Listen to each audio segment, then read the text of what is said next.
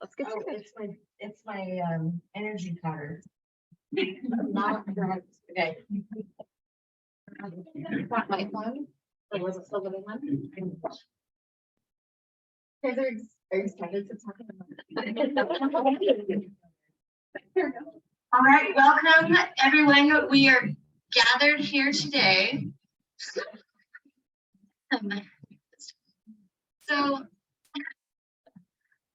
Welcome. So we've got two things going on. We also obviously have the in-person situation in the gym.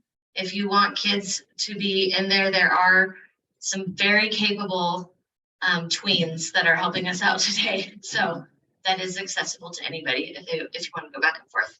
So my name is Jessica, and Kayla and I were talking recently, and I think everyone that does homeschool can attest that this is the time of year when people come out of the woodworks and open up this awkward conversation with you.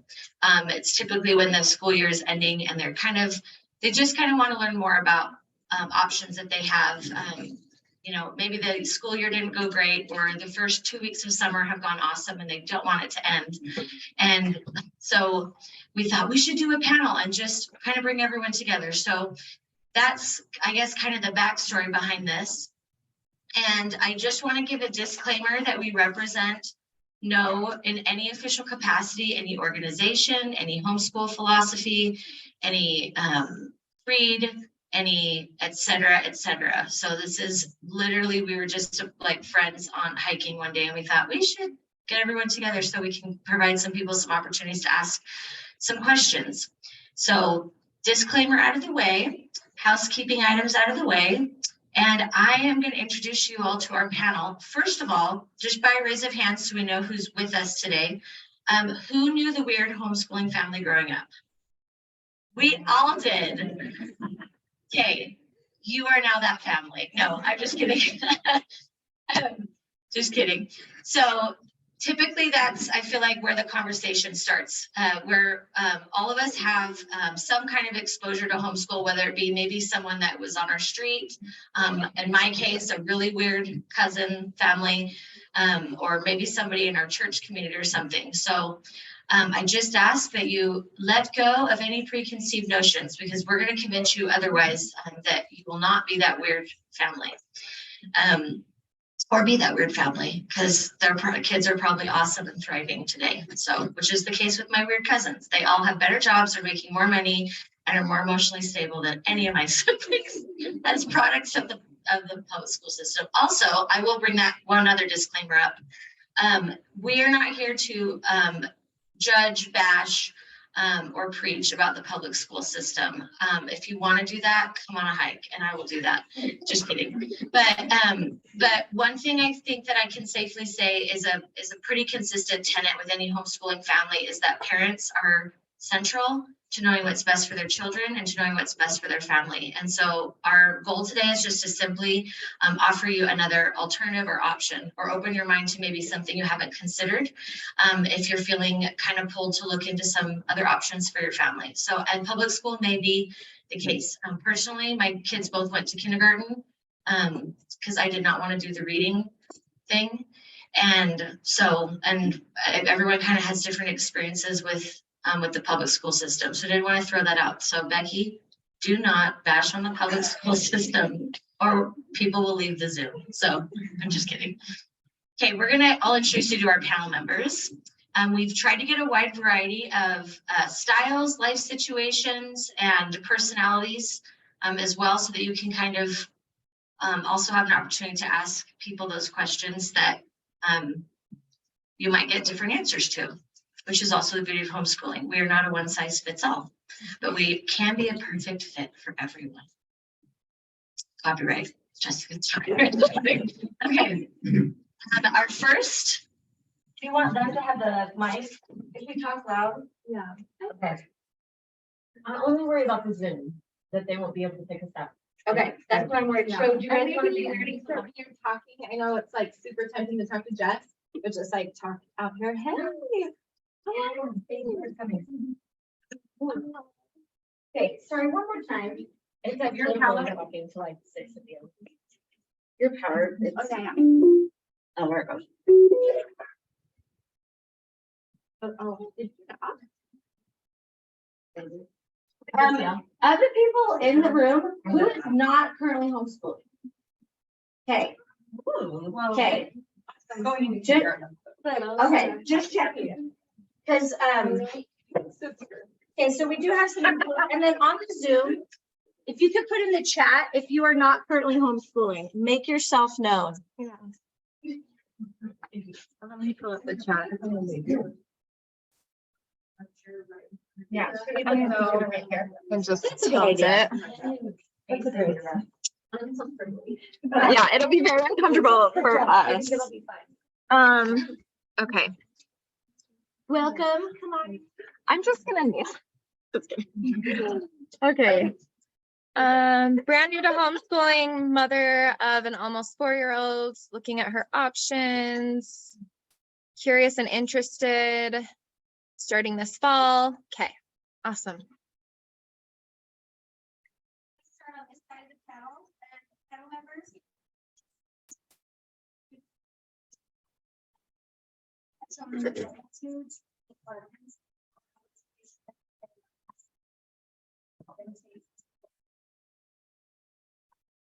Or maybe you can share as part of maybe a trial or something that was introduced.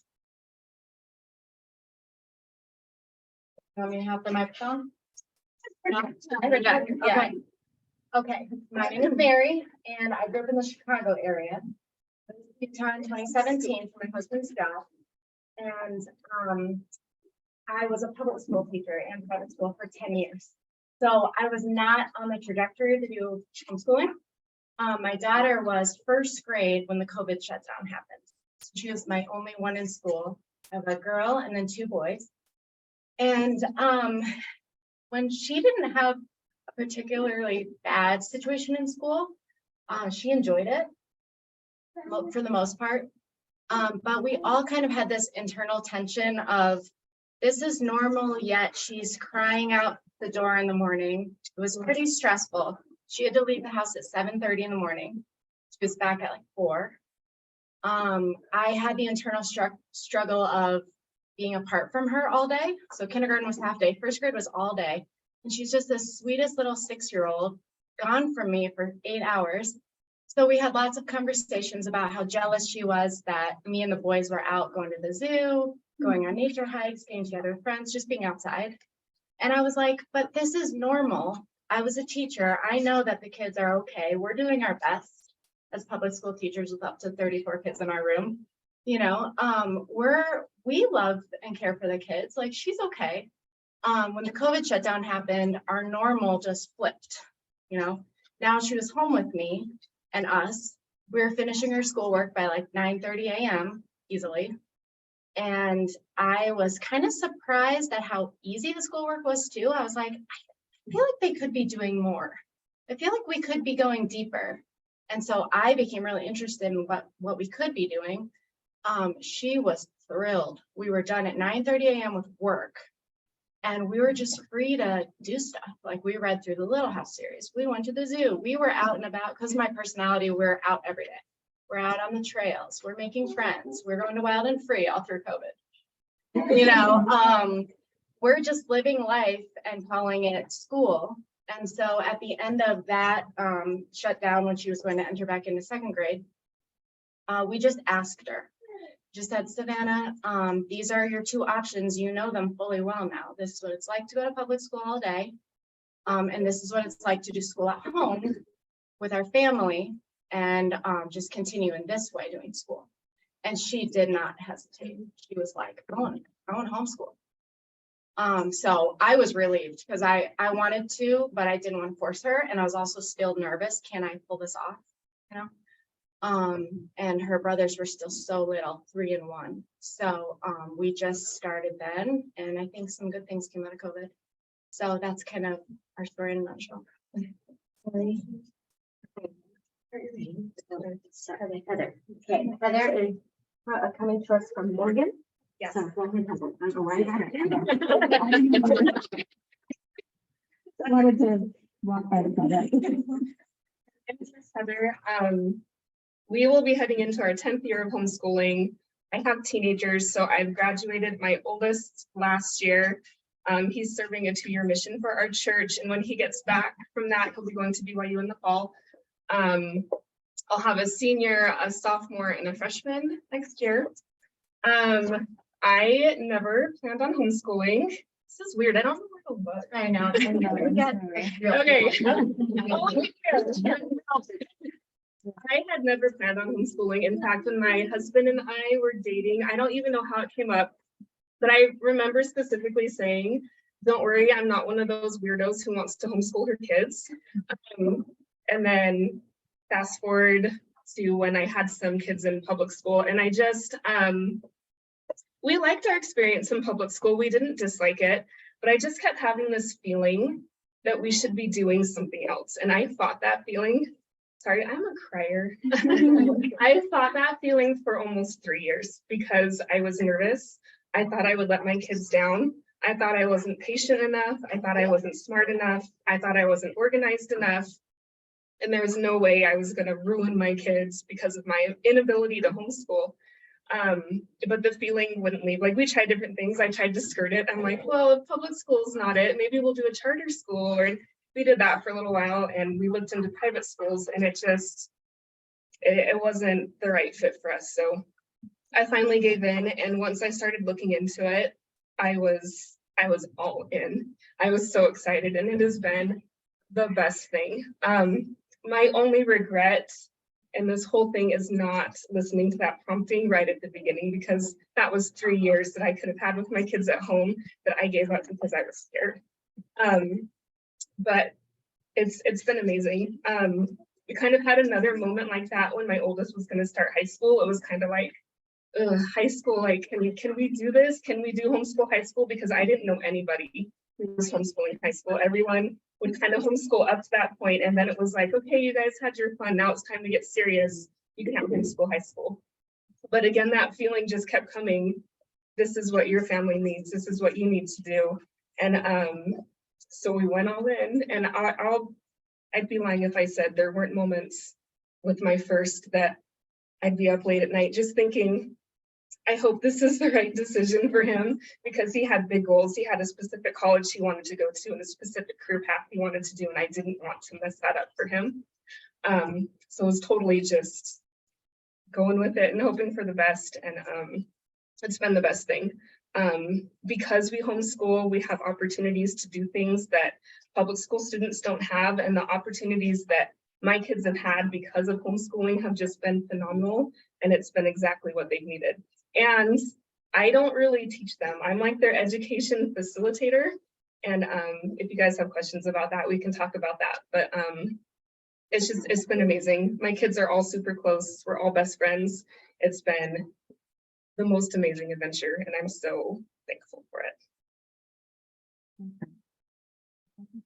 And while Becky goes, I'm gonna, so we remember everyone's name, I'm gonna put their names. Heather. I was right about, I almost put Morgan, but you're from Morgan. Sorry, Becky. Sorry, I can't reach out. Okay, you guys are like. You give it to me and I will just have it right here. I'm trying not to forget. Okay, I'm Becky. Thank you. We've been homeschooling from the beginning. My oldest are twins and they're going into 7th grade this year. So, I mean, if we count kindergarten and preschool, we've been doing this for like 8 years. So we originally started homeschooling when I was growing up. I was kind of a sickly child and I was always staying home sick from school. And I knew how good it was to stay home. We weren't allowed to watch TV when I was growing up. My mom was kind of a hippie. But I would lay in bed and read books. And so that was like my dream childhood, was that I could stay at home and read books all day with my mom, that I had to go to school.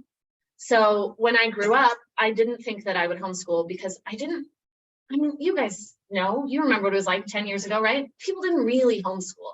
It was like a thing that crazy people did, that not normal people. So I was like, well, we won't homeschool, they'll go to school eventually. But my oldest two have periodic fever syndrome, which is an autoimmune disease where basically they get sick every 2 weeks with a really high fever. So when our neighbors who had kids, my kids' ages, started sending their kids to preschool, I was like, can't afford to send them to preschool. They're gonna be homesick every day. And there's 2 of them. So we'll homeschool preschool. And it was really fun. We had so much fun. And I started kind of following people on blogs. It was blogs and not really other things yet, right? Who were homeschooling. And I was like, I mean, these people are doing it and it's fun. They're doing it for bigger kids. They're doing it for like 7-year-olds. I could maybe do it for kindergarten. And then I studied children's literature in college. And so I'm a big book reader. And we had one experience where I was sitting on the couch and I had my 4.5, maybe almost 5-year-olds on the couch on either side of me. And we're reading Charlotte's Web and I'm reading it and I'm crying and they're both crying. And I'm like, and I look out the front window and I see the neighbor kids getting home from school and it's 4 o'clock in the afternoon. And I thought, those kids didn't read any books with their mom today. And I was like, you guys are never going to school. Like, we'll never have time. And so we decided to homeschool kindergarten, and everybody was like, okay, maybe kindergarten, but you're going to send them to school for 1st grade, right? And I would say, yeah, I think we might send them to school for 1st grade.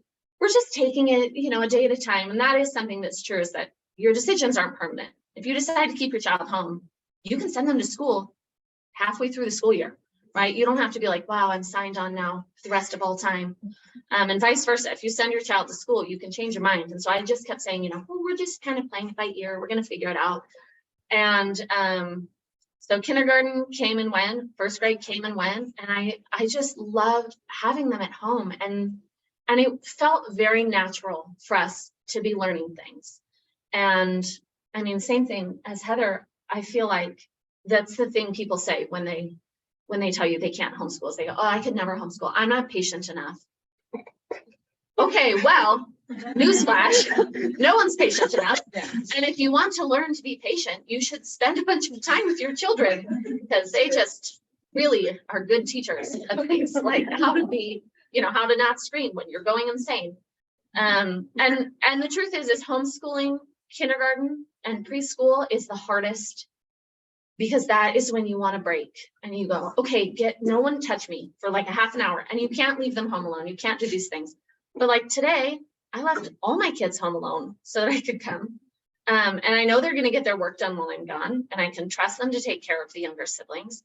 And homeschool was hard and also easy from the beginning. And now homeschool is hard in a new way, where we're trying to figure out high school and things like that. As for my 7th graders, I guess it's not quite high school, but moving into those sort of more rigorous studies. But it's also hard and easy, just like parenting is hard and easy, but it's hard in a different way and it's easy in a different way. And I feel like it's fulfilling in a way that I don't know, because I didn't send my kids to school, but I don't feel like it would be as fulfilling for me as a mother to, I love teaching my kids to read. I've now taught 4 kids to read, and they are good readers. And that is just so amazing to be able to look at your kids and be like, you guys know how to do these things, and we learned this together. They were learning to read at the same time that I was learning to teach children to read, and we learn about events and activities together. We're reading books together, and it is really unbelievable. It is an amazing experience.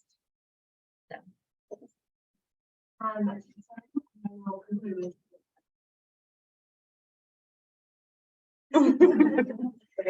Okay, I'm Jen, and I have a 9, 8, 6, and 2-year-old. So I'm like in it. And my daughter went to public preschool, and she had an amazing, amazing teacher. And I was like, I'm not one of those moms on Instagram that's like, oh, my kid's going to school. I'm like, peace out. Like, I love you. And then after she was done, everything was great, but God was like, homeschool. I was like, you don't know who you're talking to. It's the wrong person. You're not supposed to be talking to me about that.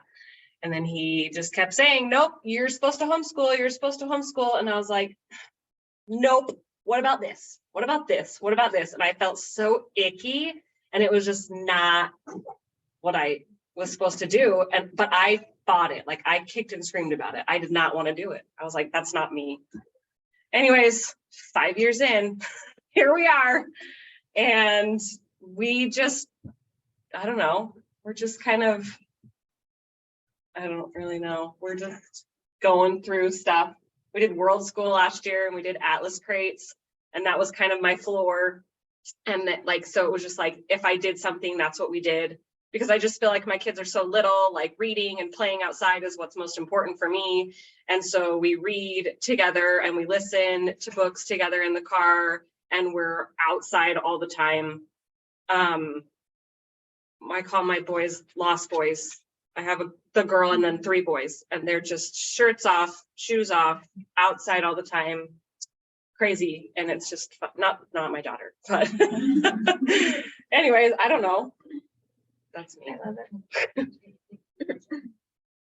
Okay, so my experience was I met this boy when I was a teenager outside of my school, and he had really good manners and he was very interesting. Our first date, he brought me in down to his room, which I know sounds sketchy, but it wasn't. And he was teaching me how to make hemp bracelets, and we were listening to Wicked. Like, who is this boy, you know? Anyway, so he was homeschooled. He was the youngest of 6. And I just thought he was so cool and so different. And it took him 2 weeks to kiss me. Like, he took his time. He was playing the long game, and all the other boys that I had dated from public school, they couldn't wait to kiss me. You know what I mean? That sounds so weird. Anyways, but you know what I mean? It was just different. So anyways, fast forward, we get married, and I'm like, well, I'm glad you were homeschooled because you are so cool. Like, you're so interesting, so smart, just thought about things differently. But I was like, but I will never, because I can't. And actually, before we got married, I spent some time in China. I taught English for a semester. Not that I know how to teach English, but it was like, we played games and we read stories and we did it through food and we did it through, you know, just all these different activities. And these Chinese kids started learning how to speak English. And it was just really amazing to watch. And so, anyway, so I did have a love for teaching children, but I didn't feel like I could teach my own children. So anyways, we end up having kids, and I'm like, wow, they're really fun. Like, kids are really fun to be around, and they're mine, you know? But I did need a break. I was kind of at the point. So I have an 11-year-old girl now. She's the one in, like, planning all the activities for your kids in the gym. And then I have a 9-year-old boy. So I did send Lucy to a nature preschool. It's called Honeybee Nature School in Ogden. And it was an awesome experience. I got a break. She got to go play and have a different type of environment. And then she also did kindergarten there. And my son was able to kind of pop in when he wanted to this nature school. But it was expensive. And they were outside the whole time, all through the year, every season. And it was like 300 something a month. And my husband was like, you could be doing that. Like, why are you paying so much money for the kids to just be outside reading books and gardening and things? And I was like, yeah, that's a good point. Anyways, so I started loving the idea, and they utilized the Waldorf philosophy, and I really liked that. And so I was like, well, if I'm going to do this right, I've got to get a curriculum. And so I got my Waldorf Oak Meadows, what it's called, curriculum, and we started going through it, and it was great. But there's just some days that, like, we didn't do it, and I would feel like I'm failing, you know? And, you know, over time, you realize your kids are learning all the time, no matter what you're doing. And anyway, so I now am an eclectic homeschooler, and my daughter, she had a really hard time learning to read and would flip her numbers and flip her letters. And I was like, oh my gosh, is she dyslexic? And anyways, but she's reading now, like, fluently, and like loves to read. And there's kind of this unschooling ideology that kids will learn to read whether you teach them or not. And so I witnessed that with Lucy. She just started reading without much. Like, obviously we did the alphabet, and I would read aloud to her, and she just started picking it up, and now she reads really well. And anyways, so that's been really amazing. And Milo hasn't, and I've I'm kind of a relaxed, like, let's just see, like, we've got plenty of time together. They don't have to know everything by the age of 18. Like, did you? No, like I've learned so much. Yeah. And I feel like I've learned a lot that I forgot in public school. Like I like, oh yeah, that like happened a blip in time, and now I'm seeing how we use it in everyday life. And it's just been fun to relearn things alongside my kids and have it more in a concrete way for me and for them. So that's been my experience. Yeah. My first like homeschool mom get together, I went to, did this, like, everyone went around the room and told why they were homeschooling, and I was sitting there like, everyone's gonna get political. And I was like prepping myself, and and it was so cool because everybody had this different journey. And I was making all these assumptions about why people homeschool today. And I'm having like flashbacks because motivations, are different for everybody. And anyway, so I just want to point that out. I just love that everybody's motivation and reasons for even going on this journey is different. Some people it's very much rooted in faith and inklings, and other people it is political, and other people it's just they just want a different experience for their children. And other people are just insane. Other people are all of the above. So, but I really want I want this to be about you guys. So if you have a specific question for someone, their names are back here. I know you on the Zoom can't hear, but I'll come over or see the names.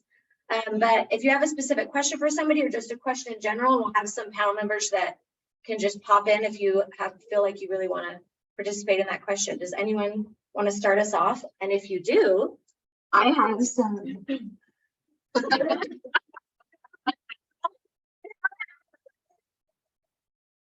I know this claim in the homeschool community, there's a lot of granola action.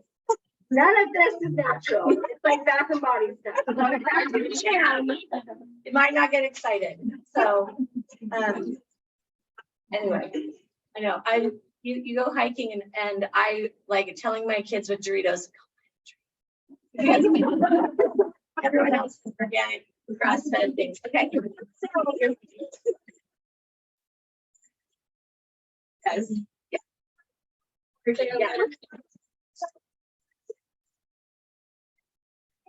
Members, is there like what's a question that you have, or what's something you want people to talk about? Yes. What is your name? My name's Kaylee. Okay. Hi, Kaylee. So I just want to know, what's your style of home, like curriculum or style of teaching? And why do you do it that way with your kids? I can start. Yeah, it's natural to start. Yeah. Okay. Well, I could never break fully away from the structure because I was a school teacher for so long, and I went to college for that, and I just lived in that world. But I didn't want to replicate school at home either. The first book I read was Mere Motherhood. If you read that book, it will make you believe you can do it. This lady homeschooled 9 kids in a very free-spirited way, and her kids all turned out great. So she said. So anyway, I wanted to blend that. I was like, I can't go full free-spirited. So that is kind of my personality, but I really believe that kids thrive in a flexible structure. They really do. And I actually took a picture of your schedule that you have on the table out there. That is almost identical to the way we do things. Cool. We do most of our structured work in the morning because it's like the most focused time of the day for me. And we all need a break in the afternoon. If we try and do math in the afternoon or something, I just already know like it's going to be a fail. We just get up, we do our devotions together, we have a nice long breakfast, and we do our work. And we will take a break in between subjects sometimes. We combine subjects and we learn family style.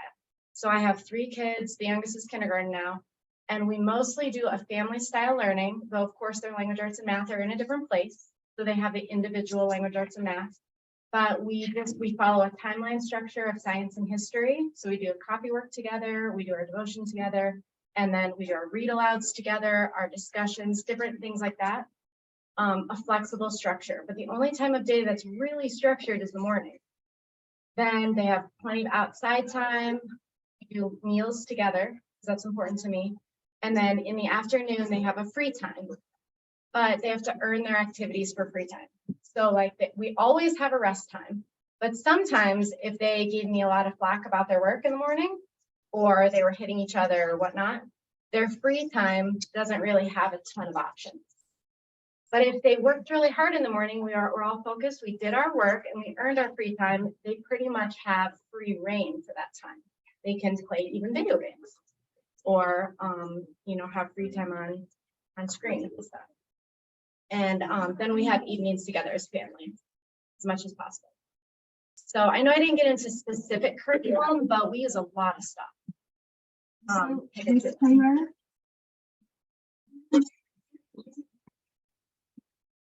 The two rules, I should say, of examples of things that we. Yeah. So Kaylee, did you want us to name the specific curriculums? Well. Or just the schedule? Just for everyone. Yeah, you do? Okay, I'll name a few. So the timeline, the schedule we follow is from the Peaceful Press. And if you haven't looked that up, it's just fascinating to look through her website and read through her blogs. She is Lady Jennifer Petito, who did the interviews for all the Wild and Free podcasts for a time and stuff. Has homeschooled 7 kids and she knows some stuff. And her, I think her work is just fantastic. So we follow that as our schedule. It's all of our copy work and our devotions and our read aloud books. It's in there. It's like science and history.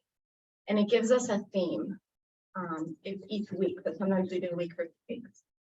And then my kids do their separate levels, language arts, the good and the beautiful, or learning language arts through literature. I have both of them out there. For math, they do math and focus, which is a Singapore, it's very picture oriented. And my kids are all so far very visual and beauty driven. Well, I was an art teacher, so I wonder why. But so we do math and focus, but my oldest one is doing good in the beautiful math because I think the video lessons are fantastic in the 4th grade. They're like 5 minutes long and she can do the whole lesson by herself and they're really pretty. I have her do the math on the iPad. She's got her Apple Pencil, which Harmony pays for. We'll get to Harmony and My Tech High. And she changes the colors and she makes it so pretty and she makes her eyes have smiley faces and her zeros have, you know, turned into flowers, and I support it. I'm like, this is fun for you and you're having fun with math. Who would have ever thought? You know, I never had fun with math. 0% of the time did I have fun doing math. You know, and my daughter loves it because it's pretty. It's on the iPad, so she gets a little extra time than her brothers. And she's 10 and she's responsible. And if she's not responsible one day, well, then her free time is limited that day and she's sad. And the next day she's like, I don't want to limit my free time. I'm gonna just straight focus on my math. Doesn't take that long, you know. Mary, So, did you say your math you use good and beautiful? For Savannah. For Savannah. Yeah. It's math and focus. I think math and focus is really good up until 4th grade. Then it starts getting really hard unexpectedly. And it was just getting a little intense for Savannah and we switched over to the good and the beautiful. So I'm figuring it out like many of you. My oldest is only going into 5th grade. So I'm in the thick of it right now. Like, is it okay to switch? In the middle of her elementary, is it okay to switch curriculums? Like, this was my thought process this last year. And we just did it. I was like, sleep, let's switch. We did, and it was great. It was actually a better fit for her in 4th grade. And the video lessons with the lady who's just like phenomenal. I was like, thank you for your help, video lady. You know? She was just a little extra tutor and it was free. The Good and the Beautiful's lessons and their PDF version on the iPad is free, which is cool because I'd rather spend money on getting her rollerblades, you know, and stuff like that and Christmas presents with Harmony's money. So, anyways, in a nutshell. Anyone else can share the curriculum? So I wish that my kids had been little enough to use good and beautiful math. Mine were too old by the time they started coming out with the math curriculum, but we have used Saxon, Mathsy, and we've landed on teaching textbooks. And actually, I've loved all 3 of those for different reasons when I use them. And it's absolutely okay to switch curriculums at any point, and we've done it a lot over the years. We're pretty eclectic. I pick and choose from a lot of different things. We use Good and the Beautiful for language arts all the way up through high school. I like it because it's open and go. I don't have to prepare anything ahead of time. I can just, and in high school, I just hand it to them and they do it. And so, Oh, I heard that. Not literally. Or anything, or you can, okay, so for history, like I would the week, like Sunday or Saturday, I would look at the week ahead and say, you know, do I need like, because sometimes there's some hands-on things that you can do, so you'll need like things okay. to facilitate that, but just like once a week, I would just look ahead and then literally just, I'm the laziest homeschooler. And I would just Okay. pull it out and just do it. So, Okay, cool. so I like that. Were they all, are they going to be diplomas? They're all diploma seeking so far.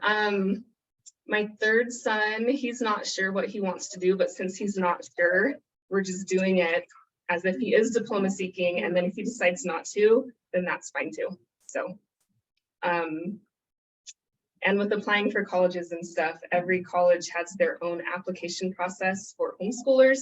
So if your children want to attend college after homeschool, I would recommend either going to their website or calling their admissions office and talking to them about what they require. So for BYU, that's the only one we've done. It was easy. It was super easy. So, and I didn't even have to put together a transcript because BYU doesn't accept unaccredited transcripts, which at first made me mad because they wouldn't look at any of the classes that we did because none of them were accredited.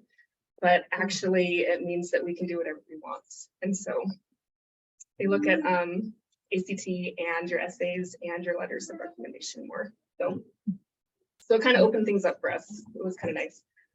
But every university is different. So which was that.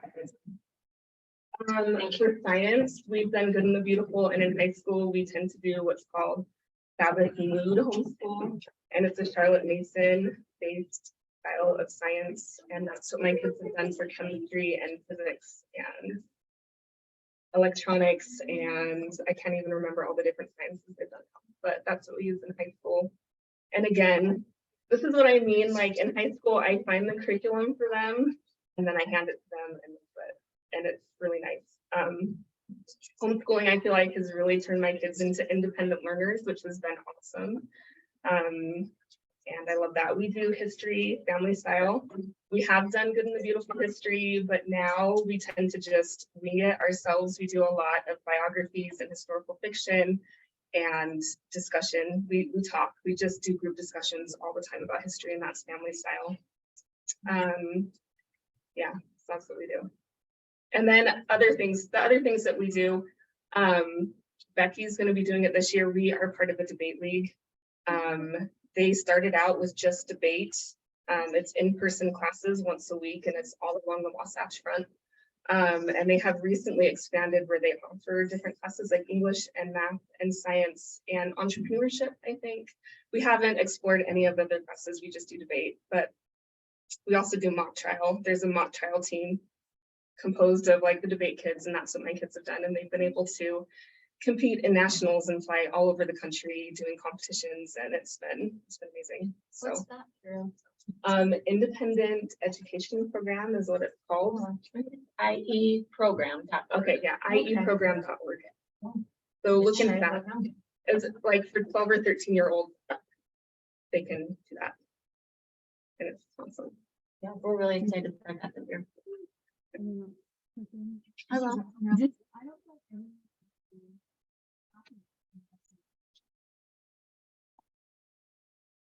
I'll say my family does not use a lot of curriculum because my kids and I are all very ADHD. And so we start a curriculum and we do it for 2 weeks, and then we're like, we should do something else.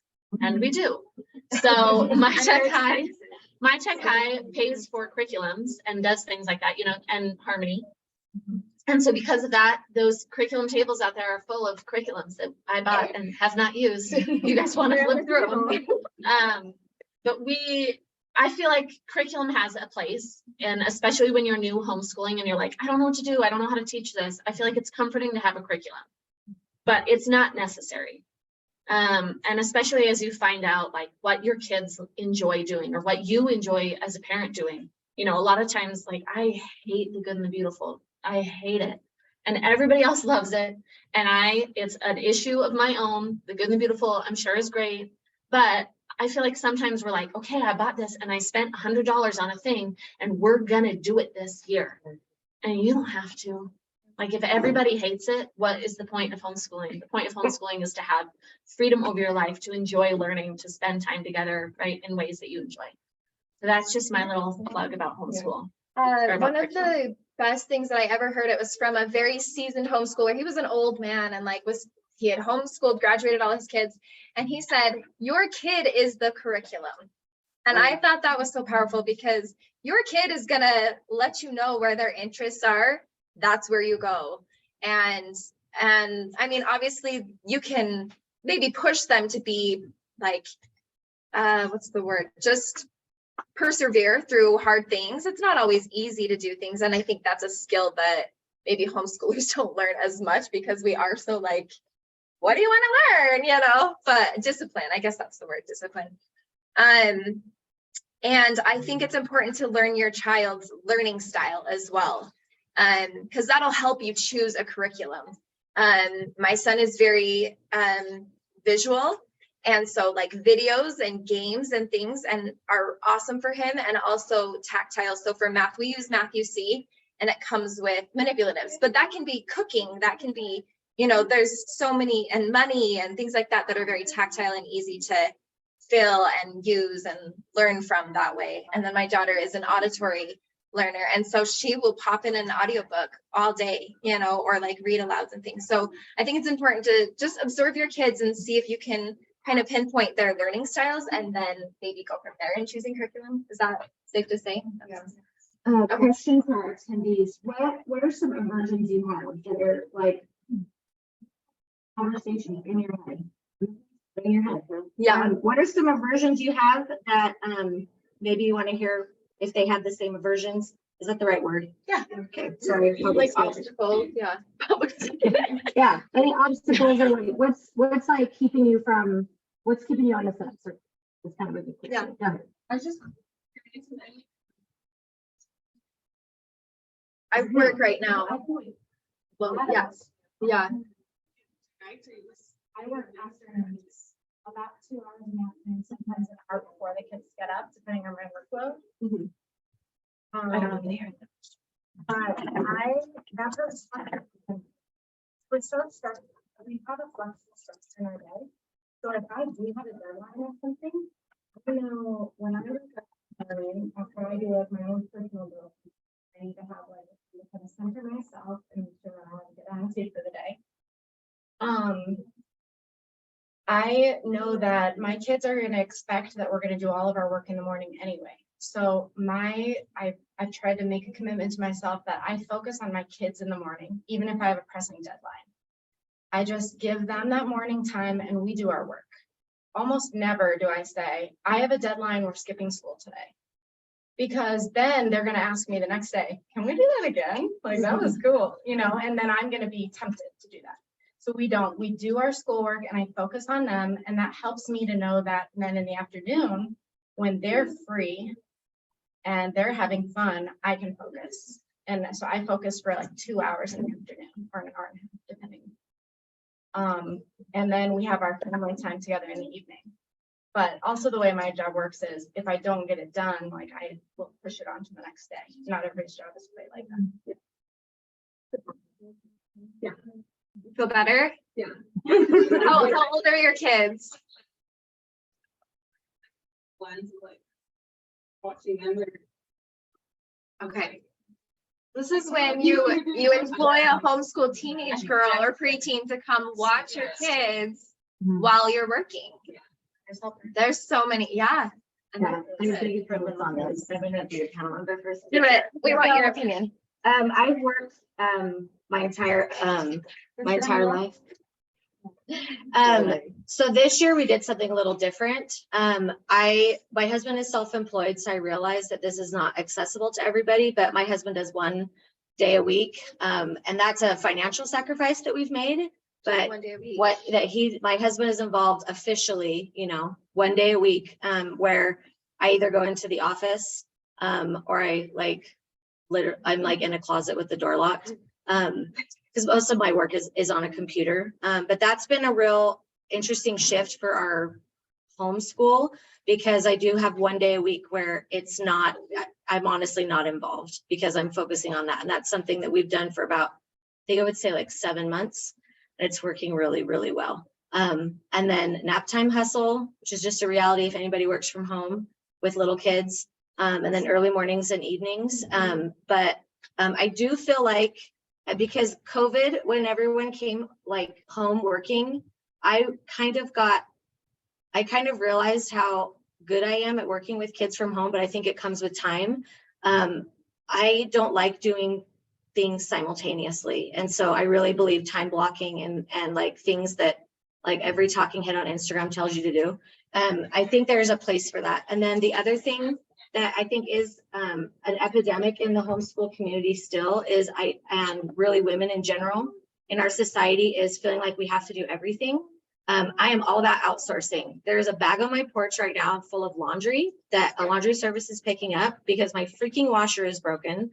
And I'm not going to ask like a neighbor. Anyway, I'm okay with putting resources and money in places with outsourcing. And I think that with school, that helps like classes, just extracurriculars, things like that. Like I'm not going to teach my child basketball, anyway. And then mother's helpers, I think are like need to be a thing here. So I've had them off and on. And right now I have a gal come 2 days a week. In the summer, she's coming a little bit more. And she does school with my kids. So I'm all about that. It's probably illegal, but I do pay her well. She's under 16, but I know a lot of homeschool moms have done that. In fact, like Lucy, if I think would enjoy something like that, but I try to make it fun, but I'm all about outsourcing things. And so I think that's a big aversion people have in homeschooling is just this idea that they have to do everything all the time and it's all them. And that might work for some people. It doesn't work for my personality or mental state, to be honest. And so I do outsource a lot of things. So if you work, I think it can be done, but I will say I've had to make sacrifices in order to be able to do both. I think that we live in a world that says women can do it all. And I have a problem with that statement because it's hard to do everything well. There are some days that I'm a crappy homeschooler and there are some days that I'm an amazing employee. And very rarely are those on the same day. But I think that everyone's situation is different, but I think the joy in it is that yes, you can do it. You have to figure out what works. So I just wanted to say something really quick. I feel like I'm an unschooler sitting on this panel because my oldest is 8 or 9, and I just feel like we don't do a lot. Okay, like I don't want to say that because we do a lot, but like the work I feel like that's being talked about, like I don't sit with my kid and do a lesson with her yet because I feel like she needs to be outside. Yeah. So if you're like, because if you have kids like under 7 or 8, like I personally don't feel like they need a lot. So that's just me. Yeah, let them play. They're gonna learn so much through play. Yeah. And I had to, it was hard. I had to let it go. Too, but if it's. I was just gonna say, maybe no. Does like this.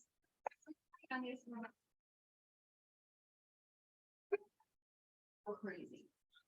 That happens sometimes. I'm not gonna lie. So validation. You guys like fun build that. We have mom's nights. With like Yeah, we overwhelm, can is that what you mean? Yeah, it's just like. In the day-to-day. Like with little, like revenue, teaching. Yeah. That's why we don't Give yourself do a lot. grace. Give yourself grace. Whatever you need to do to be okay is what you do. And your kids are gonna be just fine. Right. And also, it's so good for our kids to watch us work through difficult situations. It's okay for them to see us cry.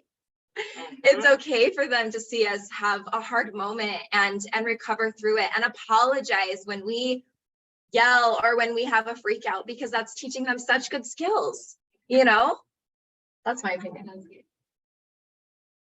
Don't talk to me about that yet. Let's get better. Is like it's so ingrained in us that if they miss a month or miss a school year and they're not doing school, they're gonna be so behind. That is such a myth. Like you can really not do a whole lot. Just do what you can, even if it's just read alouds that day. Just do what you can. And even if it's a whole year of that, it's gonna be fine. It really is. Like I've been doing it for long enough now. I didn't believe it at the beginning because it's so ingrained in us that you have to be on this schedule or they're never going to catch up. And that's so not true. Like it's almost to the point where if they don't do anything until they start doing like high school work, like, Hope so. yeah, That's what we're doing. yeah. On the computer, this is Yeah. a good one, I think. It's, how have you dealt with pushback from those close to you about your decisions? Parents, friends, etc. So anybody want to? Yeah, I have. That's what that was. So my parents were totally on board. I have a sister who's 16 years younger than me. So when my kids were 4 and 5 and I was thinking maybe I should homeschool, I had a sister who's in 3rd grade that my parents pulled out to homeschool because of different things with her experience. But my in-laws have been pretty terrible about it. And for the first, I mean, I'm 7 years in now. So for the first maybe 4 or 5 years,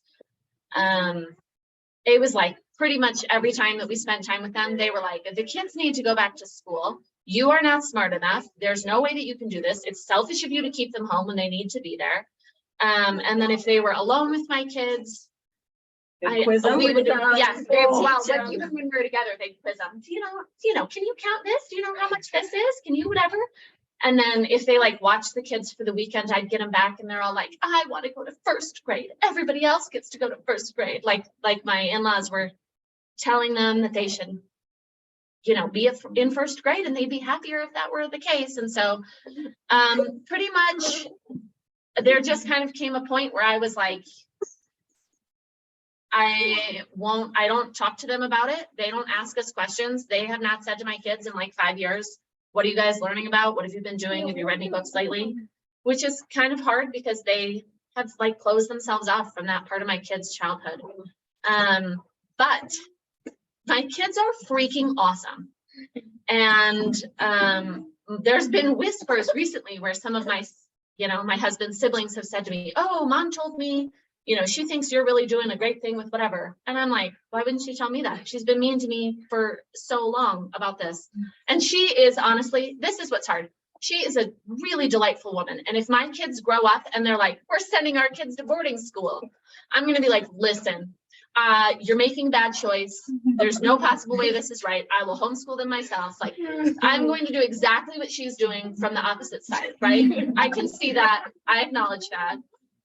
But there had to come a time where I was like, this is not your business. I feel really strongly about this. My husband and I are on the same page. And we're not all the way on the same page because he might send them to boarding school if that was, but he's mostly on board with homeschool, but for different reasons, right? And it's just, I think you just kind of have to say like, this is not your business, which is hard because you want everybody to agree with you and help you and be your friend. And they won't because it's a controversial choice because all of us went to public school, right? Did anybody here get homeschooled? No. Yes? Amazing. Yeah. So you guys are outnumbered. So Anybody else? Well, here's the phrase. I'm just feel that I'm called to it and it's not for everyone. I mean, Yeah, that who didn't can work. who can really though like push too far back? We're like, we prayed about it and this was our answer. Yeah, you guys. Take it I out. said that to my in-laws. He just yelled at me. I said that to my in-laws, to be clear, that does not always work. Okay. They're like, I think you should pray about it Yeah. again because there is no way that God would tell you that. You pray about it. It's hard. It's really hard. But to piggyback on your question too, I think you do have to get to a point where you're clear on your calling and what you want for your family. Your family's goals is not anybody else's business. And it's not their family goals. Like my daughter wanted to grow up with her brothers, you know, and I had to tell my aunt that she was away from her brothers for 8-9 hours a day and she wanted to grow up with her brothers. My aunt was like, it's beautiful. And it really is. I mean, truly, she was telling me this over and over again. And I finally listened because COVID gave me that push. But when you go a little crazy, just remember your family's goals. Like my goal was not that I would send her to the zoo so she could be shuffled around with a group of 300 kids. But my goal was that we could go to the zoo together on a Wednesday when nobody's there and sit in front of, you know, one animal at a time and sketch it. Or be with some true friends that I really want her to be around. Not the friends that maybe she'd gravitate toward and I have no idea what's going on in that friendship, but ones that I can kind of help her cultivate. I think Lucy would be a good friend for you. I think Emma is a good friend. Why? You know, do you think they're a good friend? Let's build this friendship. This is a good for you in your life. Like that's our family's goals. And my aunt had nothing to say to that because as a public school teacher, she thought it was beautiful. She thought it was just beautiful. And it really is like one of the best things you can, you know, it's life work.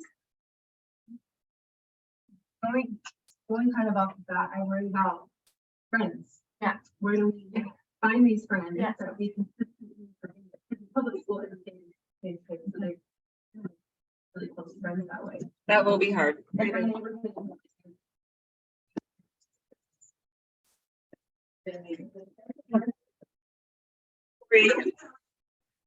So again. We have a group. We have some, We have a QR yeah, code. QR code. We have a QR code for you guys to scan. That will link you up to, is it the group Yeah. me? This is Yeah. And We there are will on be a Facebook, but detoxing we're- period from Yes. school. So like, they're gonna be like, what do I do with my life right now? Like, I miss my friends so much. I mean, I didn't really experience that, but I know that it happens. Yeah. So like, there will be a detoxing period from public school to homeschool, because in my home, we don't mimic public school at home. Like, that's not homeschooling. So anyways, just beware that that's probably gonna happen, but you will like, you wouldn't think of my kids homeschool because I don't know why there's this stigma about like socialization with homeschooling. It's like we socialize way more than I feel like public school kids do. Because it's with the people that we want our kids to be around, and that because we get to pick their friends, kind of like, right? And we get to help them make these amazing friendships that will hopefully last their whole life, instead of just like, I don't know. I feel like that's not an issue. We will. I live down the street from you, so. It's easier than you think. If you live on Portland. Oh, go ahead. I will say, as having teenagers, my teenagers are quite different than their peers in a lot of ways, in a lot of really awesome ways that were completely intentional, but it does make them different from like their counterparts. And so they're best friends with each other, and then we have our debate group, and they're all awesome. They don't see each other every day because we live out in Morgan and it's kind of far away from things. So in that teen age, there has been a little bit of loneliness at times, but it has forced them to be closer friends with each other, which I think is awesome because that's who we're going to be with, you know, throughout life anyways. And I feel like it outweighs the negative. I don't want them to be like their counterparts. And so it's a little bit of a sacrifice. It's just something, and that might not be your experience, but it has been mine, and it has been other people who have teenagers. They don't fit in with the other teenagers, and that's something, I don't know. So they're awesome, they're confident, they're well-spoken, they're leaders, but their counterparts are kind of like, you guys are weird, and it's like, yeah, we kind of are. So it's weird to be polite and stuff like that. So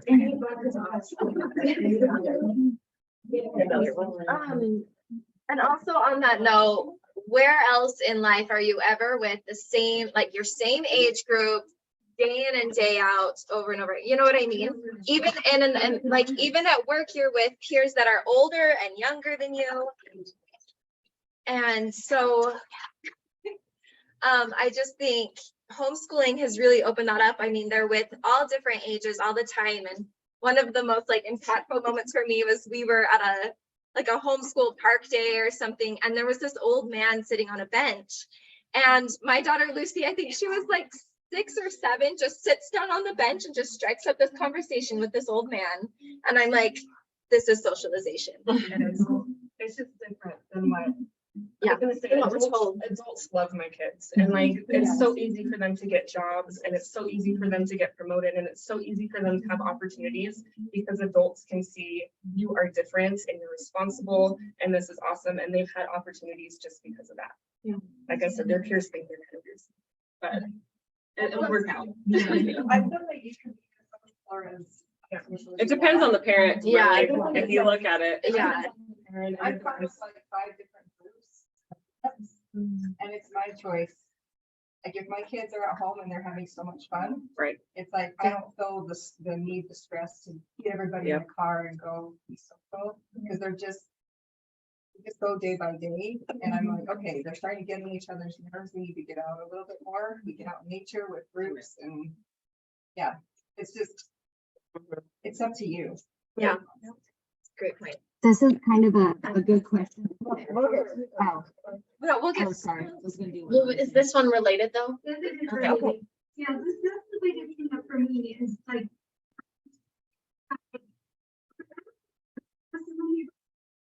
Like, schools are gone all the time. Yeah. And so they're 5 and 2, and so like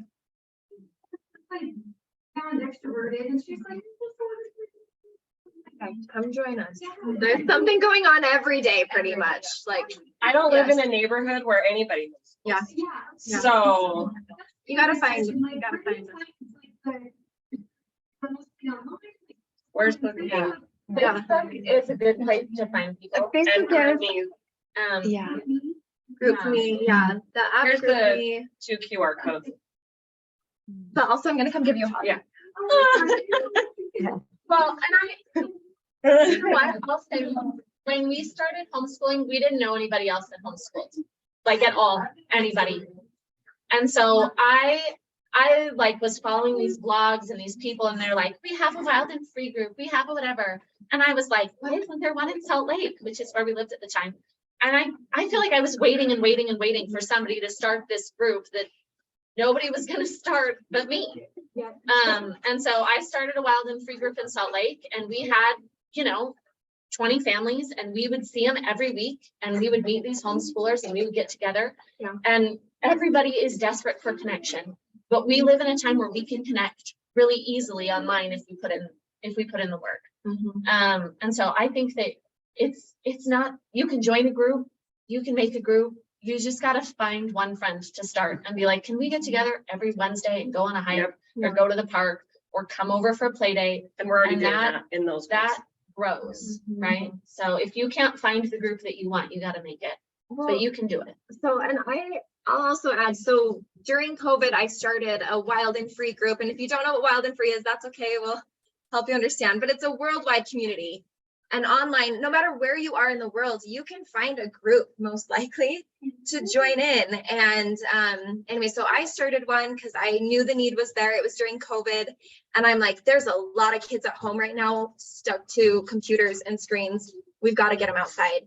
And I was like breaking the governor's 50-person limit rule. And I was just like, you know what? They can come find us in the mountains if they want to arrest me. Like, I don't know. I just knew that we needed it. And because of that, so many people that have moved to Utah have been able to find our group. And like, Mary's one of my best friends. She moved here from Chicago. Holly from South Carolina. We've got a lady from Germany. We've got people from California. Yeah, a couple people. Yeah.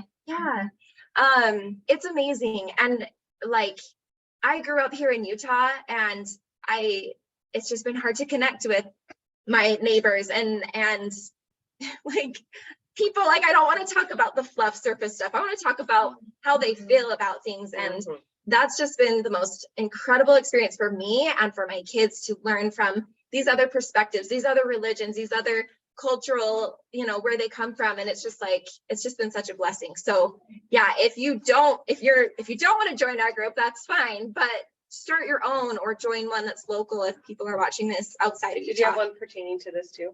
Yeah.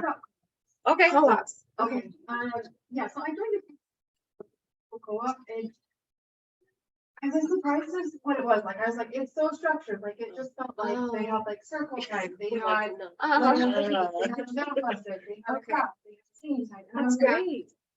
is that normal? That sounds like a real preschool, That's what I was like, this is how my mom's like, Yeah. which is cool, Okay. because if moms want to, if that's where you want to be, then Okay. do it. But if that But makes if you that doesn't feel go right, you can. okay. Yeah. I think a lot of people, if it's their first child, that's the oldest, they're like, this is what we need. And then by the time you're on your third or fourth child that you're homeschooling, you're like, I don't have time for this garbage. Yeah. We love, like, we can go And I on had life. kindergarten. It's my favorite. Yeah, so I have a question about co-ops too. Have you guys with school age children ever joined a co-op? What co-ops have you done? And is it, like, what age does it become worth it? Like the money, like, if it does have a. I have not, because I am way too much. I like to do things my own way. And so that just was not gonna work. So I never have. Although you have done classes outside of your home. I have done classes outside of my home that I like pay other people to do, but I have never done like a co-op though. Have you guys done a co-op? We were in a co-op together. We did like Okay. a free co-op. It was just It like, was a best what are friends moms co-op. interested in, and teach the children. So I had a watercolor class, and I actually still do it.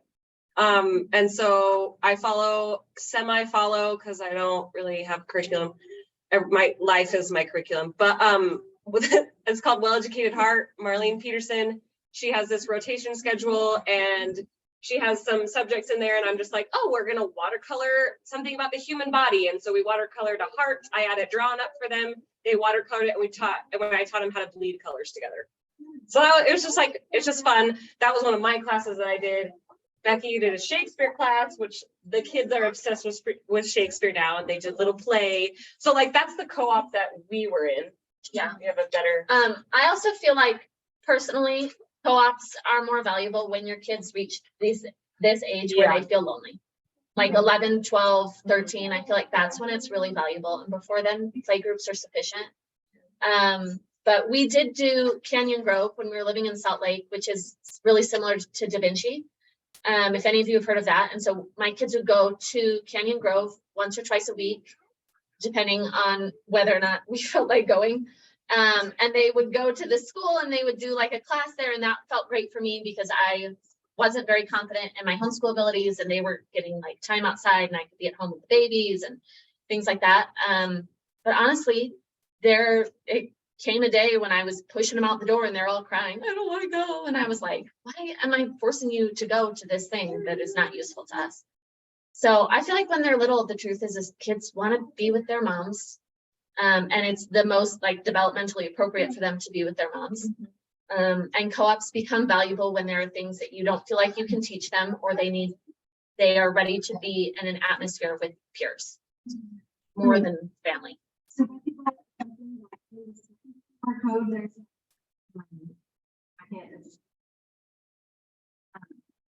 and it has some resources in there of books to read on like homeschooling, parenting, like all those things. Because I think one thing to keep in mind is, at least, and I think everyone here can attest, when you start thinking about homeschooling, all of a sudden you have like a crisis of life where you question everything that you know or think you know. Like, so like the friends question, well, why is that important to you? What's your belief about like what's appropriate for a 5-year-old with social interactions at and there's 50 different opinions, right? So at least from what I'm hearing in my personal experiences, when I started delving into my whys, like, well, how did the public school system get started? Who was actually in charge of choosing the science curriculum for 2nd grade in the state of Utah?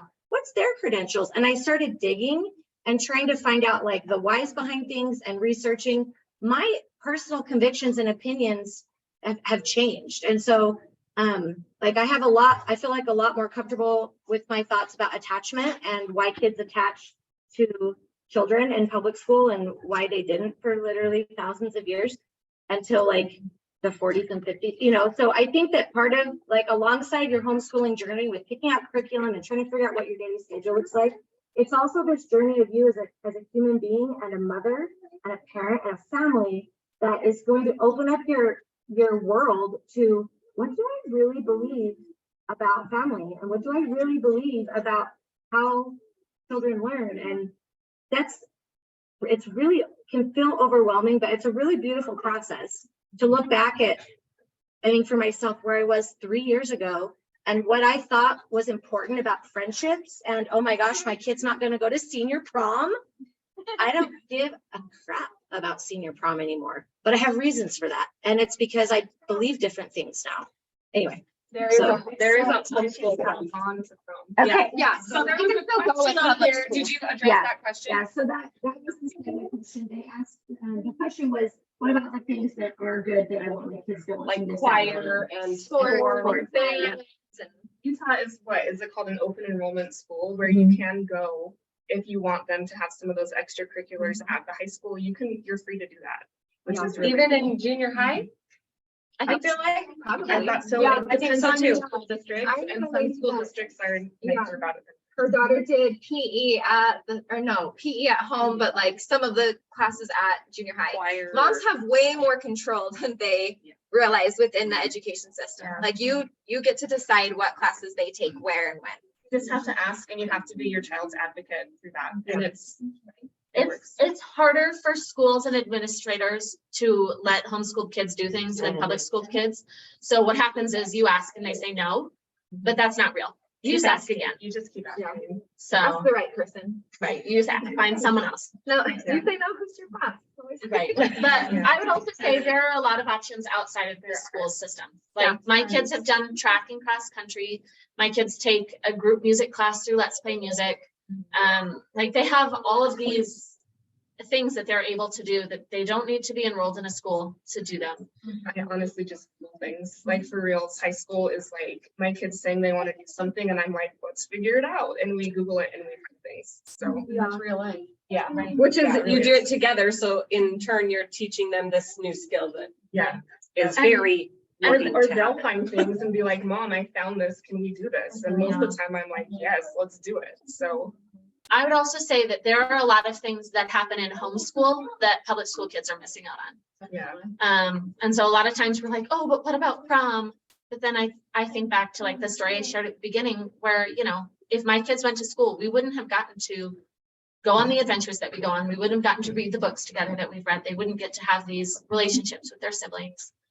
There's wherever you go, whether you're going to school or you're staying at home, there's going to be things that you get and things that you miss out on. Yeah. And so which things are more valuable to you? And there's always homeschool prom that we can help them. There is one in Lake. create. They Like, do.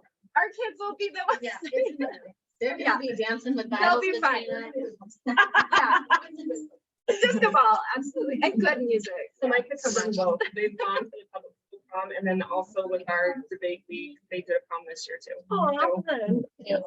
Okay, we've got about 10 minutes. Yeah. So any other burning questions for our panel members? I didn't see any There was questions one at at the the top. top, but yeah, let's.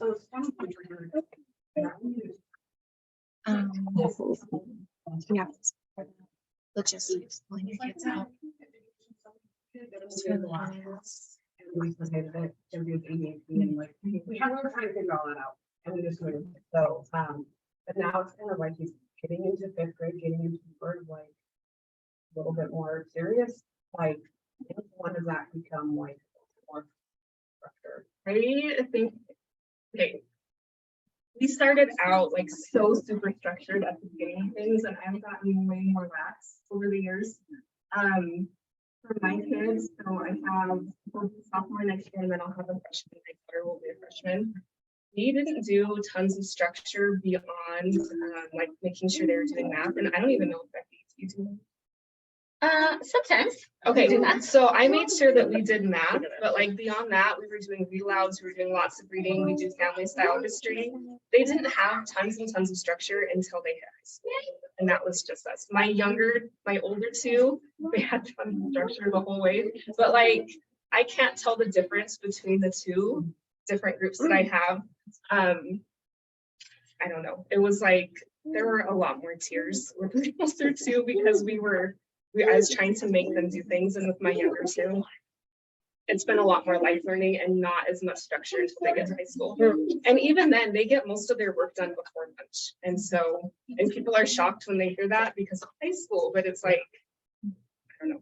So My kids have a checklist of things, which includes their chores, it includes their schoolwork, it includes, you know, a variety of things on it, not just school. But the 3 things that I tell them that they have to do every day are reading, writing, and arithmetic. Yeah. I'm like, those are the 3 most important things on purpose. Yeah. So they have like assigned books from me, or they can choose their own book and get it approved from me, just because I have strong opinions about books. But then they can also read whatever books they want, but for it to be their assigned book, it has to be approved. No, they can't. There's certain books they're not allowed to read. No twaddle. So they're supposed to like write a certain number of sentences or work on an essay for a certain amount of time. They read from their assigned book, and they're supposed to do math for 20 minutes, but they can choose a math alternative that's like a Yahtzee because it has math in it, or making muffins for us because it has math in it. So, right. So they just do their own thing. And If he wants to come tutor my kids. We did like my older 2, like my oldest wants to be a naturopathic doctor, so we picked classes to help him to do that. So he was learning things that he wanted to learn more than other things. And my second wants to be an engineer, so he's been doing things like that. My daughter wants to do creative writing, so like we've done a ton of creative writing with her, and she and so she checks off her math and science boxes like we do it, but that's not really her focus, and so it's kind of just tailored to them. So what does family style learning look like? Everyone's just have I say to like circle down that topic to Yeah. Yeah. And that's how the school system does it. The school system teaches the same things every 3 to 4 years over and over again. So that is what we kind of do in our home. We just keep reteaching things every couple of years. And, you know, I taught the American Revolution, I guess right before COVID, so 4 years ago, and we're starting it probably this next year. Yeah. And I'm going to be teaching it using the same books and the same materials that I taught 4 years ago, but I can age it up for my big kids by giving them assignments like writing essays and reading books on their own. And I age it down for my little kids by giving them art projects like Draw George Washington.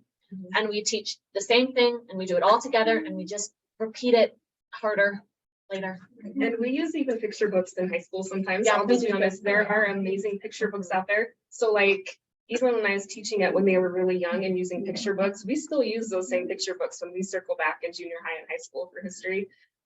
We do age appropriate biographies, and we just age appropriate activities for them. For little kids, it's drawing pictures. For older kids, it's writing essays or doing projects. And age appropriate, it's like your child's appropriate too. Because sometimes like age appropriate for my 8-year-old, like he doesn't really know how to read yet. And I'm not worried about it because I know that he's not gonna not know how to read. Because eventually it's my potty training theory, right? So we all try and potty train our kids that when we think that they're ready to potty train, and they'll never do it. Right? Yeah. And so, but when they decide to do it, they're like, oh, I'm done with this. And then they never And math is do that way anything. too. Like Math is- what's that theory that it like But that's my theory. It's like, well, I'm not going to force him because it's just going to ruin our connection and our relationship. So I'm waiting till he's like, Mom, I would like to read this book to you. Please teach me how to do it. But I will read to him and read to him and read to him and read to him and sometimes point out words, and he kind of can do that. But that's potty training theory for me. Yeah. So, to go to college, we like matter to show like a college. Like, Oh, so it depends on the college that they want to go to. We wanted to do, my kids want to go to BYU, so that's a different process than pretty much every other university I've heard about. Most universities do accept homeschool transcripts that are unaccredited. In fact, I brought a book. We'll show it. This also great. Yeah. Application process, like you were saying. So I like this book. It's called Setting the Record Straight by Lee Binns. And she goes through like how to make a transcript, how to like what counts for a class, how to like estimate kind of hours for things. And she walks you through it and she makes it so simple, so easy. It's not hard. Before I knew that BYU didn't take unaccredited transcripts, like I had a transcript going for both my older boys. And I would just update it at the end of the school year. It's not hard to do at all. And just whatever college they want to go to, either go to the website or the admissions office or both, and just talk to them, say, hey, we're homeschooled. How do we apply? Like, what are you looking for? And just kind of build. I would do that at the beginning of their high school years and kind of build your high school around that. So, And I'll add, I wrote this up here. So Simple Scholar Simple Scholar, is a website, and she has free tutorials all the time where you can sign up for her paid membership, and she teaches you basically how to homeschool for high school with transcripts, with like for college applications and things. Yep. But what we're planning with my older boys is Weber Technical College. If you are high school age, so 15 to 18, you can enroll for free and take any of their courses for free.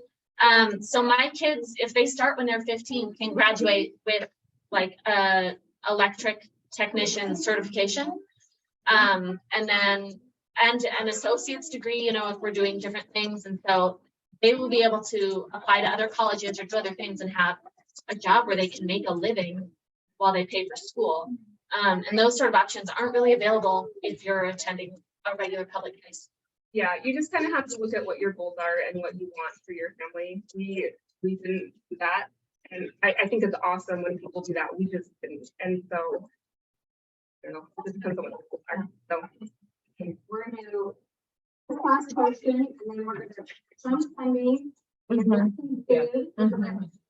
Okay, perfect. There we Okay, we're gonna go. talk about funding, everybody. There was some. Yeah, there was a question. So, everyone here purposely, we've got, I don't know, do you do my tech? I never do now. We don't always. So we've got 2 gals representing Harmony and 3 that do my tech guys. So maybe just share a little bit about the funding.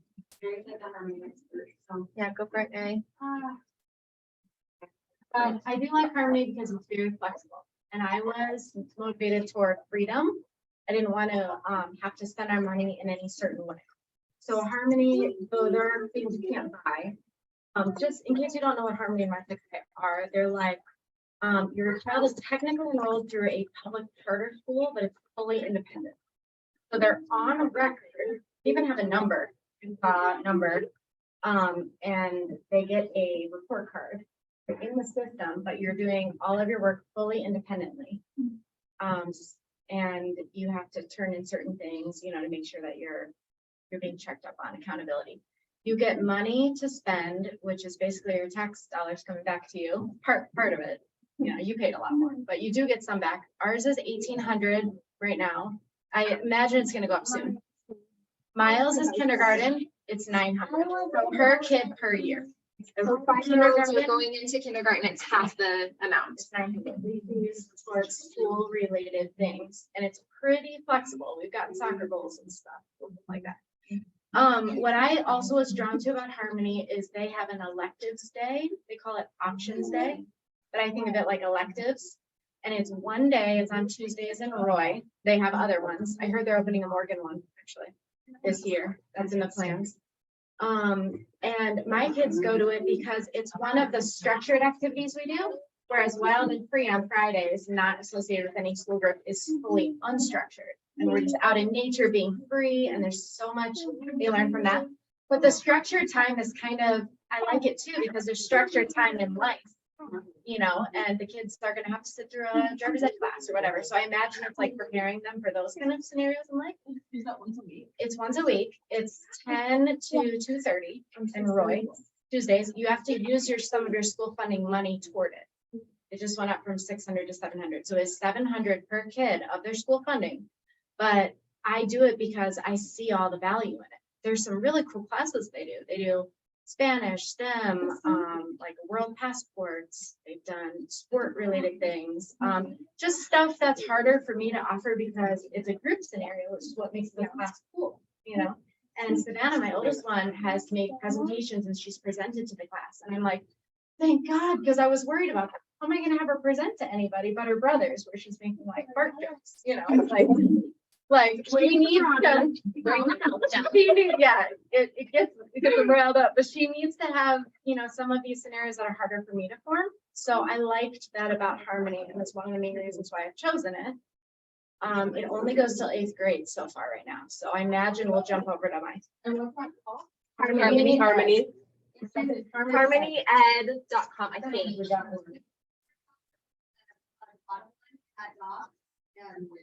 In the document.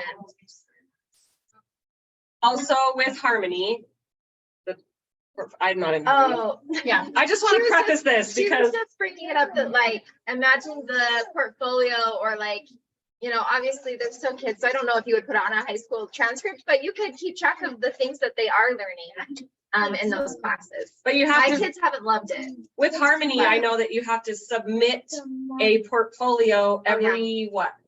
Quarter. Yeah. We're doing it. And I don't know the specifics because I don't do it. It's so easy. I So do my it's- tech high. It's language arts, science, math, and social studies. And every quarter I have to submit 5 like pictures or of like some of their work in each of those categories, and then like a little like, here's what we did over the quarter. And it's, I mean, I really don't care if they grade it below grade level or not. Like, I know that my kids are doing their best and they're where they need to be. it's exactly what I was doing at Harmony. Only I'm getting to use some of my, you know, any tax funding to fund their education. Then when you have 3 kids, I mean, it's so helpful. I just think I like that you can use for something else that's not refundable. It is secular, so like food and beautiful, most of the times are not reimbursable, so if you're really. Mentions God in it. Okay, so My tech. the 3 of us use My Tech High. My Tech High is really similar. So it's My Tech High is a dumb name for it. So they go through from kindergarten through high school, and it's the same thing. You get the government funding that would have been allotted to your child, or a portion of the government funding that would be allotted to your child if they attended public school. And you get that money back to educate. So instead of submitting a quarterly portfolio, you submit a weekly like check-in. And it has just a list of like boxes that you check. My child did math, check, yes or no. Yes, they did. I don't have to tell them what they did. And then there's 3 sentences at the end where you can give a highlight of your week. So it's not a summary, it's not anything. So sometimes I'll ask my kids to tell me, what was the highlight of your week? And they'll say, oh, we went to the science museum. I saw a big dinosaur. My favorite dinosaur was the T-Rex. And I type that in and I send that off. Like, that's all that I have to submit. And you do that. I have a timer that goes off on my phone every week. So we get about the same amount of money. But you do have to spend it in classes. So you have to be like, this money is going towards science, or this money is going towards English. And you like write a summary. Yeah. You write a summary, and if I love to put in like, we're gonna be using audiobooks, and then they will like reimburse. So the reimbursement, like I know from Harmony and from My Tech High, there's some like differences. You can talk to different people on which of those are, but I have heard that My Tech High is a little bit more stingy, but I love when I create my summaries, I love to put what I really want to be reimbursed in it. And if they approve it, they have to reimburse it. So you can combine subjects. You can say like, this comes out of core, and then you have a $500 like miscellaneous Which is budget. language arts. The Core, math. oh yeah, language arts, Well, math, and science are stuff to study. I wouldn't have known that. Yeah, and then That's new. you have miscellaneous, and so you can use money towards like, if your kids want to take PE, like track, and it has a fee. If your kids want to go to the science museum, if you want an Audible account, if you want Netflix, if you want anything that you can argue is educational. Dance classes. Dance Yeah, my classes, daughter's ballet. Ninja Warehouse. snowboard rentals, They'll a like, greenhouse. they'll pay for like, they'll pay for like A lot. Everything under our Christmas tree is paid for by the school. Yeah, like skateboards and rollerblades and like any of that kind of thing. they have a checklist And and then I don't know with Harmony, with My Tech High, you can submit receipts, and you can also submit just Amazon wish lists, and they purchase it and send it to your house. Is that the same? And it just comes out of your budget for the year. Yeah, It's pretty So- cool. It's like- And printers, paper, Yep, all the craft supplies. all of the, Yeah. yes. Applying for when you have to apply for these. Oh. If we're still like. There was a deadline, but I think. They approve people through October, but also you can apply and then back out. Yeah. If you're like, I don't know what we're gonna do, So you get can on the apply. list and just. It is Yeah. better And- to apply early. I Um, would do it. You can opt out of testing. You can Yeah, opt yeah. out of That's medical records. Yep. What else? You don't have to be vaccinated. Yeah. You just have to watch a movie and click the answers they Yes. want you to click. The assessment videos. Sorry. Yeah. I did. But I clicked the whole life. all, they had like a brief summary of the differences between the two, and their websites are in that packet on the second QR code. If you want to see like, feels like a better fit, but, a lot of people I know, like, I applied to both, and whoever emailed me first is who I went with. So, anyway, so. It's fun with profiles and it's fun with like the 3-sentence things to have like a kind of journal like for your homeschooling, because I can even look back on the 3 years that I've been in my tech high and see all of kids' little sentences that I've submitted to them. And then you guys have your profiles, I mean, your portfolios that you have to. So. And this year I have 4 kids in my tech high, so we're gonna be getting $7,000 in funding, Yeah. which is amazing. It's kind of hard sometimes, so don't feel bad. Did Anna pop in and pop out? Yeah. So, okay, so you don't have to do this either. There, Anna, I know doesn't, one of my neighbors doesn't. They do not want the state involved at all, with their children's education, and so they don't do the funding. So if you are like anti-Big Brother, you can still homeschool in the state of Utah, without the state, like showing up at your house and arresting you, which they used to do in the 80s. So, yeah, we've done both. It's just an affidavit that you fill out through the school district. Just once. Just one time. they're Yeah, fine. just one time. But if you do it at Harmony or my tech, you don't have to worry about it. It's so easy. It's just, you can find just templates online to do it, and you send it to your school district and they send you a permission slip basically every Read year. it, please, and look out stuff that you don't like. And you can keep whatever the receipt or whatever it is, the permission slip from them. If you can keep it in your car, and then sometimes you can take it and get discounts at like museums and places for being a homeschooler. Yeah. We're done. Yeah. So we're gonna cut it, but we're gonna conclude. Everyone, really quick, under 1 minute on the panel. Think back to when you were first time homeschool or the beginning of your journey, what you wish you would know at that point. Like what you wish you would have, no, not that wish you would have known. Talk to yourself back then and give yourself advice. Right, when you were, what am I trying to say? Oh. Okay. Well, I know I Sense can't cross self when you were beginning your homeschool journey. Anything that you would think, people that are sitting here that are like, I don't know if I'm gonna do this or not, what you would tell them, thinking of yourself in their shoes, however many years ago it was for you. And then we're gonna conclude, we'll stop the recording, and then you guys can dig through the curriculum stuff on the table, and we'll hang out for a few minutes before we get out of here. And thank you for coming today. So go ahead, Mary, can start us off. I think I would say to myself, start talking to others who are doing this. Listen to all their different stories and notice their personalities, and then find yourself in that. Because I read quite a few books and they were so impactful. I think back to the lady who wrote the book who I've never met.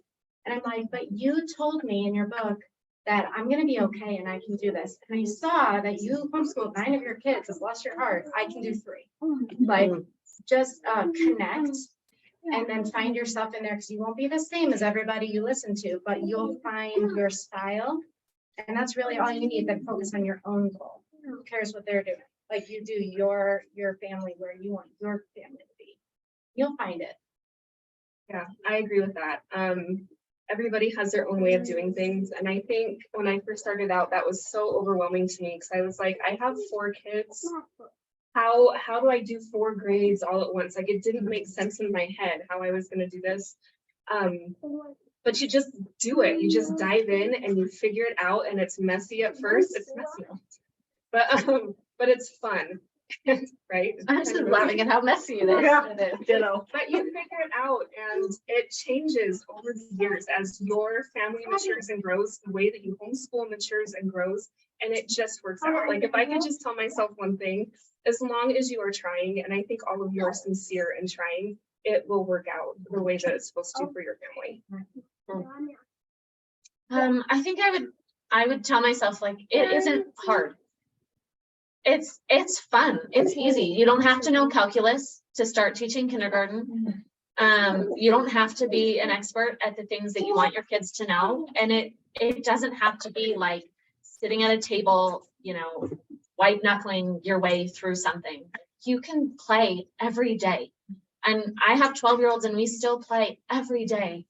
And we get to make art and go on adventures and be together. And it's not as hard and stressful as I thought it would be. It's fun. It's so fun. And it's fun. Okay, can I just say one more thing? I think it's having done both, homeschooling is way less stressful than being in public school for me. Like way less stressful. I felt like I was always on someone else's schedule. I was always like trying to manage, making sure homework was getting done. All that went away.